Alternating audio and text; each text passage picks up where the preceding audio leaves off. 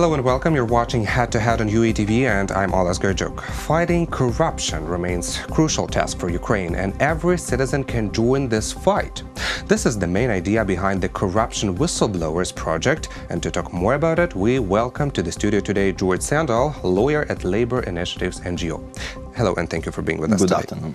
So, what is this Corruption Whistleblowers project about, with such an interesting name? Yeah, first of all, we started in 2017 our NGO Labour Initiatives together with the Solidarity Center, Ombuds Office of Ukraine and partnership unions. The project calls Solidarity Against Corruption. Recently we had an international conference on this topic, and we want to emphasize the role of civil society and especially trade unions in the sphere of exposing corruption. So you launched this new movement of whistleblowers. Yeah. And that's why we prepared together with Transparency International the Whistleblowers Manual that has like practical tips for whistleblowers how to not get in trouble when you can discover some corruption in your enterprise, in your organization, because, for example, trade union activists usually become whistleblowers and expose corruption, for example, like coal mines or railroad or educational sector, and the first frontier they face when they expose this corruption, it's the pressure from their employer. From their employer, yeah, yes. And that's why they should have some practical knowledge on how to not get to trouble. But unfortunately, also we now don't have some special legislation that protects whistleblowers, and we're closely working with Transparency International and other NGOs on drafting some legislation that will protect the whistleblowers. Increase this protection mechanism. Yeah, definitely. Okay, but how would people report about corruption if they do not feel protected, if they do not feel safe? Yeah. Yeah, what is in the manual? So what are the practical advices? Practical advices, it's using some technical equipment like Tor and other stuff, like not to give the information for third parties that you expose corruption or something like this. Directly report to the controlling body. By the way, in our... To which controlling body? It depends, because like sometimes it's the police office, sometimes it's NABU office or other special anti-corruption bureaus. Yeah. Unfortunately, even in these specialized anti-corruption bodies, we face it that there are whistleblowers from these state bodies that reported corruption. For example, we now handling the case of reinstatement on the workplace, the woman who exposed corruption in NAZK, National Agency on Preventing Corruption. So it's very interesting. Yeah, this is very serious. So she exposed the fact of corruption, and she got in trouble for that. Yeah, it's the famous case of Hanna Solomatina. Yes, who exposed, but let's just explain our foreign audience more about it. Yeah. It was like exposure corruption, National Anti-Corruption, National Agency on Preventing Corruption. That there was like the command from highest bodies to check the e-declaration not in automatical regime but manually. So this corruption was exposed, and this woman, Hannah, she was fired from her job. That's what I said, that whistleblowers usually facing, first of all, the pressure from their employer. Yeah, this is a huge risk to lose your career, basically. But you mentioned some protection mechanisms that you're working on right now. Could you tell us what are these drafts about? Yeah, first of all, when people have fears about losing their jobs, they should be protected, first of all, financially. First of all, there should be some funds that are redistributed amongst the whistleblowers when the people exposed corruption, he or she should get some amount of money just for living if they lose their jobs. Second, it's physical protection. It should be like or police or SBU who may protect them physically. Even now, like some people working on the mechanisms like in foreign movies about changing the faces or something like this. Changing the appearance. Yeah. Even Hey guys, this is too serious. Yeah.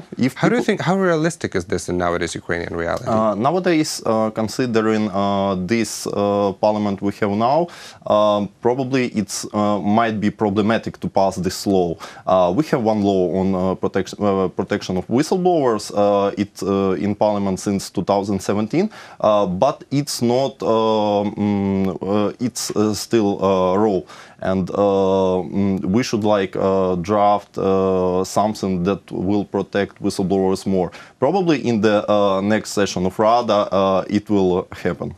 But the thing is that if a person is ready to change his or her appearance, there should be some really, really big corruption case involved. I don't know who is going to be ready to do that. You know, it depends from the This is an extreme measure. Yeah, from the sector and from the region. For example, if the person exposed corruption in some small minor city where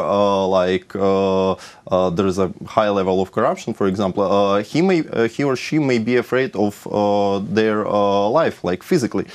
So it makes sense. But you also mentioned about the corruption in judiciary institutions and unfortunately in law enforcement bodies. So where do the Ukrainians get this trust from to the institutions that they should report to about this exposed corruption? Yeah, recent polls showed that Ukrainians mostly trust for NABU, National Anti-Corruption Bureau, less to NAZK and Specialized Anti-Corruption Prosecutor Office, and less to the police.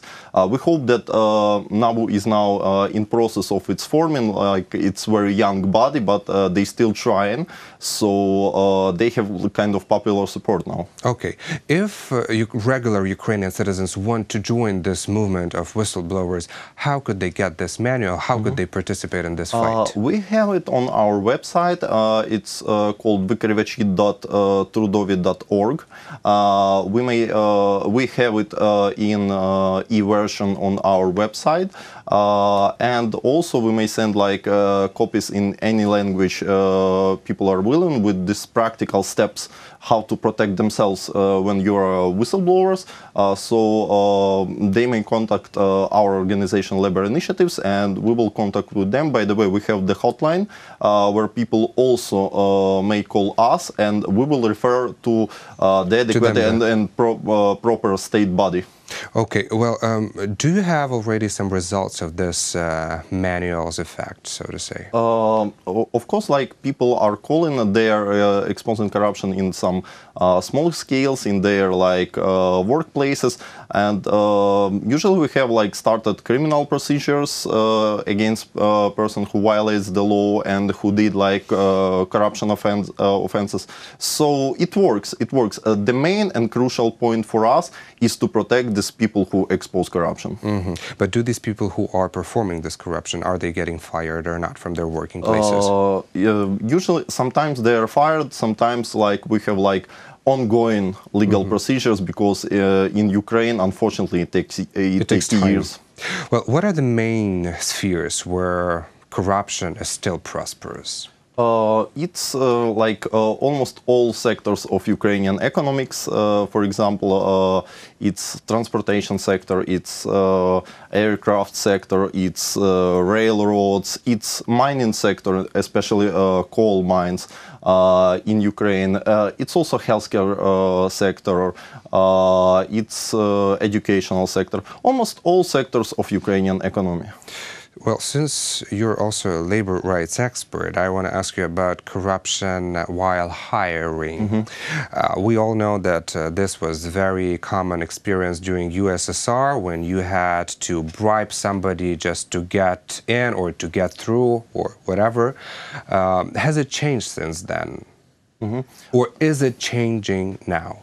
Sometimes it happens, of course, but now we have a strong anti-discriminatory legislation that protects people from not being hiring or being firing on any arbitrary basis, and people may claim that I was not hired, I have some skills, and go to the court to protect their rights. Unfortunately, we don't have like consistent court practice in this sphere, but we are still working on this. But, so we have no cases yet about this? No, but on paper we have very good anti-discriminatory legislation, and especially in this sphere, but we think it should be changed in the way that the burden of proof that should be switched to the employer. For example, I was not hired, and employer have to prove that they didn't discriminate me during the hiring. Okay, but this hasn't changed yet, right, in the legislation? This